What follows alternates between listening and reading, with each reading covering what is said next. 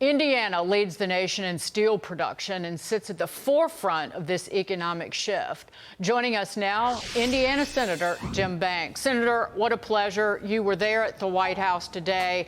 What will be the immediate impact on your state and, quite frankly, every other state of these tariffs that were announced? Well, the impact is going to be significant and significantly good for American workers. Indiana has already the most manufacturing jobs per capita of any state in the country, and we're the #1 steel producing state. And in my small hometown, just outside of Fort Wayne, Indiana, the best paying jobs are at a steel mill called Steel Dynamics that a lot of people I went to high school with, a lot of family members work there. There are going to be more jobs like that because of President Trump's courageous decision today to implement reciprocal tariffs on countries where we have trade imbalances and tell those other countries, we're not going to let you take advantage of our workers anymore. Already, we have car manufacturers in the United States, like General Motors, for example, who make less of their cars in the U.S. than Subaru, Honda, other foreign countries who make more of their cars actually in the U.S. But you're going to see that those numbers go up in a significant way because of these tariffs. Other countries are already coming to the table and calling President Trump and asking for a way out to negotiate these tariffs down. He's got the rest of the world's attention.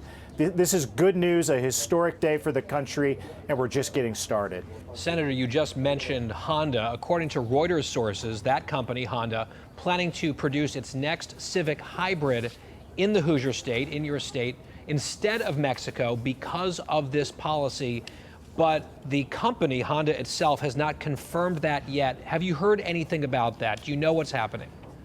Well, I've seen the Reuters story. I expect it to be true at this point. President Trump has announced this to be the case. This is huge news for Indiana. Those Civic Hondas being made in my state instead of in Mexico. These tariffs work, and they will continue to work to bring these good-paying jobs back to places like my state. So Honda is a good example, but there are other examples too, and it's not just in the automotive industry. Eli Lilly, another great Hoosier company, announced $27 billion of productions of pharmaceuticals in the United States of America instead of abroad in countries like China. So these tariffs are going to have a big impact. They're going to create more good-paying jobs. I'm the son of a factory worker. I grew up in a trailer park. My dad made axles at a factory all of his working life. And that job gave my dad and my family a shot at the American dream. And President Trump is bringing those jobs back to the U.S. instead of sending them to other countries to give more kids in America a shot at the American dream. And this country, the greatest country in the history of the world, that's going to be even greater thanks to President Trump. Senator, you went viral for being confronted by a fired federal worker. I want people to watch this. Hi, I was a worker at HHS. I was fired illegally on February 14th. There are many people who are not getting social service programs, especially people with disabilities. Are you going to do anything to stop what's happening? You probably deserved it. I deserved it? You probably deserved it. I deserved it. Dude, that's wow. So sad. Yeah, that's great to hear. Why did I deserve it? Because you seem like a clown. Senator, we love it. Because, again, they're stalking you.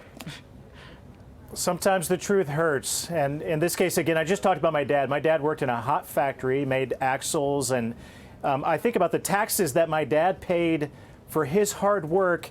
And those tax dollars went to Washington, D.C. to pay for guys like this, to have left-wing activists, to have jobs that make no sense. This guy can't even explain what his job was at HHS. It was a woke job that wasted taxpayer dollars, and police officers and teachers and factory workers and mechanics, they shouldn't be on the hook to pay taxes to pay for this clown to have a job in Washington. I have no patience for someone who thinks they're entitled to a government job, especially one that wastes taxpayer dollars, and I'll call a clown any day of the week. These jobs aren't sacred. They need to stop acting like they're part of the clergy. Senator Jim Banks, thank you so much. Great to see you, sir. Thank you.